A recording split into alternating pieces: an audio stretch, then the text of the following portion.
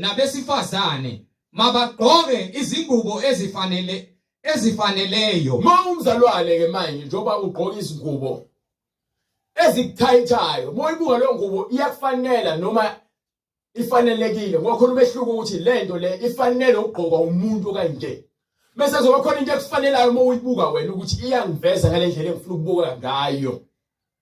Bathi lokho uNkulunkulu uthi mabagqoke ngendlela efanele abangcwele.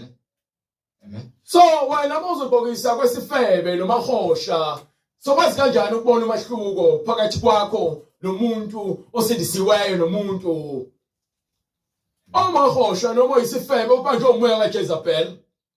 So ubona kanjani umehluko?